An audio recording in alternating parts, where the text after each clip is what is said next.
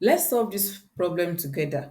First, we have to express 81 and 27 in terms of 3. Since we're having 3 by the right hand side, we have to simplify them such that we'll be having 81 we give 3 power something. So 3 power what? 81 is 3 power 4. Then we have this power 1 over 4.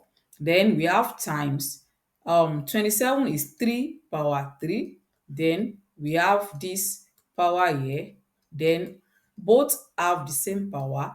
They are raised to power x, and this is equal to 3. Now let's solve for that.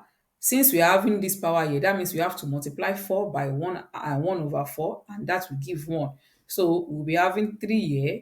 3 times 3 times 1 over 3, 3 cancels 3, so that is 1. So we have 3 times 3 power x equals 3. So 3 times 3 is the same thing as 3 power 2. So that means we'll be having 3 power 2x here, and this is equal to 3. Now let's equate the power since we're having the same base.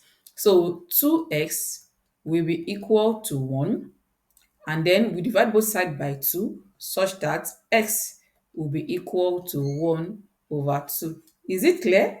Let me know in the comments. And if you have any question, check the description for how you upload your question.